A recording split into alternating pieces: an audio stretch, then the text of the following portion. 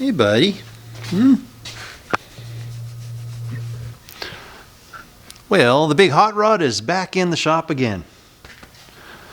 What do we got? Heater core again. Seems to be a going trend. The back heater is actually working fine, but the front one sprung a leak somewhere. So we did basically screw this thing up that I can take it apart and get it out now without having to do major surgery. So that's cool. I had to, because I was doing some hauling, I just had to temporarily, I just looped the lines and basically disabled the front heater. But now with it getting cold, that's going to be a problem. So we're going to have to reverse all of that. You can see my one's exposed. My lines are kind of looped there going down under the truck. So I'm going to get that going. That's kind of the plan. So what I did do, 'cause originally I would have had to remove this hump. I actually I think I got to take the glove box out, but I just put a bunch of screws around the outside of it, and then I can kind of just slide this sucker out. So that's kind of the plan. I guess we're going to tear it apart and see what's going on. There's a hose in there, so I don't know if that's what's leaking or if it's actually the heater core. I noticed a little while back, the windows were starting to do the old fogging up thing, so I knew that was inevitable. And then we basically got to come back and I just got to clean the truck out. It's just dirty, eh? Just dirty. It's not comfortable for you in there, eh, bud? We got to get stuff out. But anyways, I think we'll just get started here.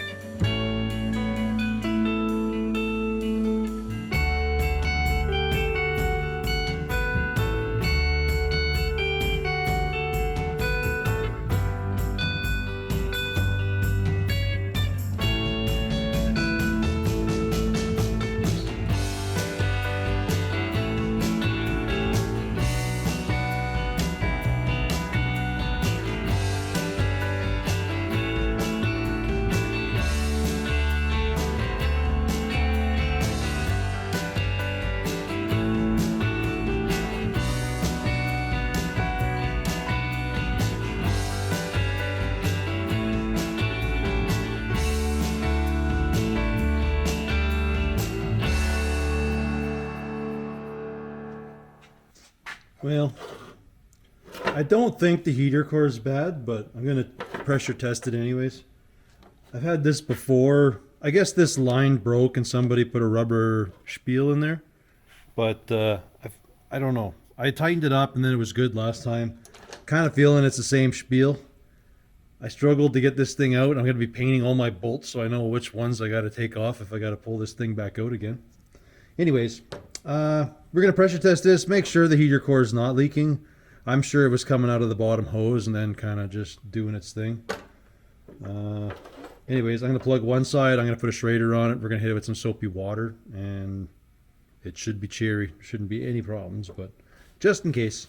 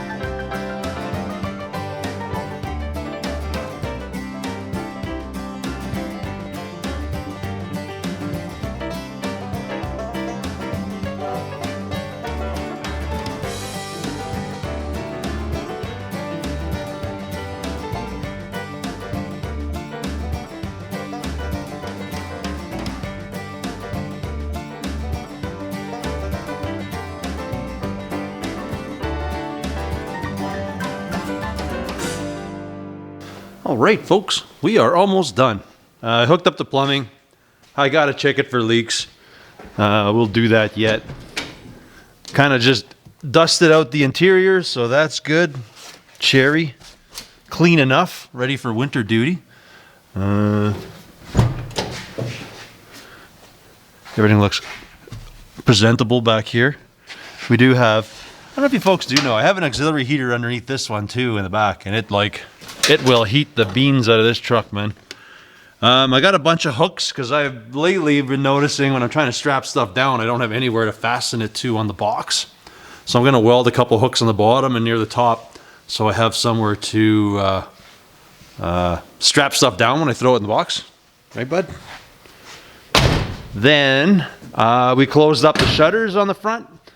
And the last thing I want to do is try to see if I can run or adapt one of these GM cruise controls to here. I have, like it fits in the same mounting, the original mounting for the Cummins. All I had to do was off of like an automatic transmission, I just took the little button thing off of one and put a new crimp so I can get this end to adapt onto here. Anyways, that said, I did a video a while back on my wife's truck. I put cruise in there. So these GMs are pretty straightforward. The only thing I'm wondering is whether the signal coming out of my transmission, basically, long story short, I had an epiphany the other day and I was like, oh, I never put in a mechanical speedometer here because it had electronic on the transmission. which then it was like, oh, that's good. All I gotta do is feed power to it, and then it'll give me a signal out. So with these little cruise boxes, they're basically, I put power in, signal goes out, I will feed signal into here, and then we got a ground. This goes to like my brake switch. Then I got key power, and then yeah, power, and then this is like my cruise control on and off, and there's my set. Oh yeah, there's my brake switch again. Is there 2 brake switches?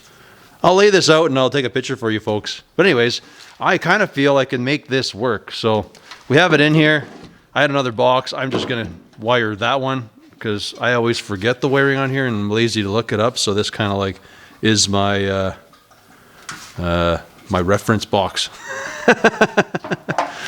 It tells me the colors of the wires. Anyways, I'll lay it out or I'll walk it in a minute here, but for now I'm going to just find somewhere to mount this sucker, and we'll start running some wires. I'm just going to run, there's 3 wires on the VSS on the Dodges. So it was, if I remember right, it's from the far left, it goes a power, ground, and then, no, sorry, VSS ground, VSS power, like the signal, and then there's a power. And I know what I need are on the 2 opposite ends. I just have to look it up again. Anyways, we're gonna do that. I don't know if I was lucky enough. No, I don't have anything here. So I'm just gonna have, I'll put another switch somewhere with a push button, and it's gonna be like turn my cruise on and set it. I don't care about resume, any of that. I just want to be able to make my cruise go. And then I just like to have a switch just so for some weird reason I can mechanically shut it off if I had to. I think my brake switch should be the double one that I can do things with. I don't know. We'll dig into that and find out. Anyways, I'm gonna do that really quick, and then I'm going to weld the hooks and stuff into the box.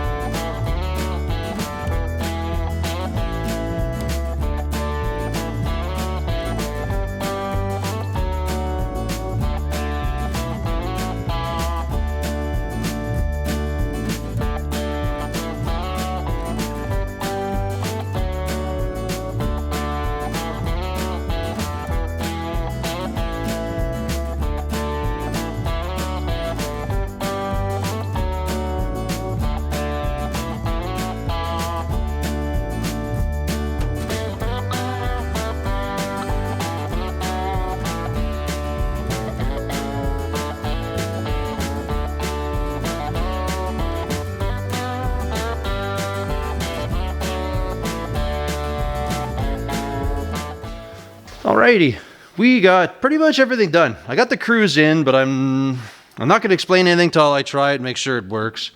I kind of tucked the unit down here. I couldn't put it up there. It hits my hood hinge.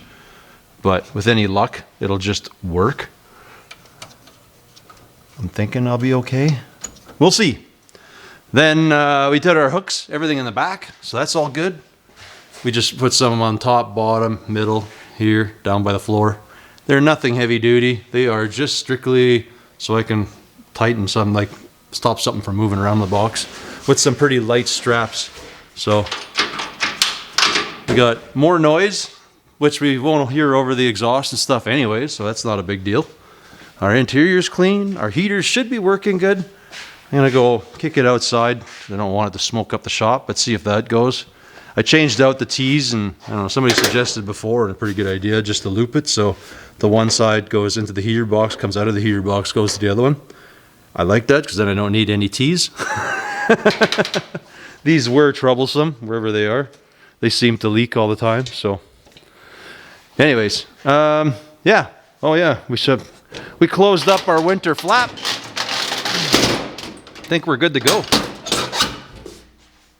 Anyway, I'm just gonna kick it outside, make sure nothing leaks, let her run out there till she warms up, and then we'll test her out tomorrow and see if our cruise control works.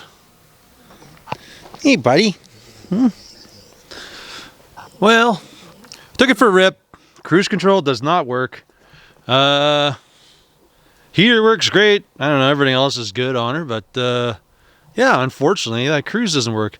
It's got to be something to do with that sending unit, because it's only like it's a 3-wire and GM is a 2, and there's probably something with the pulse. I have no idea.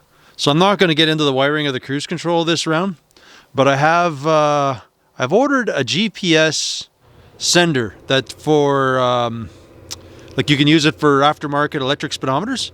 So it's relatively cheap. I want to experiment with it if I can get it to work, because I get these little boxes for nothing. I could, if it works, I should be able to put cruise control for less than $100 in anything I own, basically. So I'm hoping that'll work, but nah, not gonna get my hopes up. It is what it is, right? It is what it is. So I guess for now, this is where I'm gonna leave it. I want to thank you folks for watching, and we'll catch you on the next one. Later.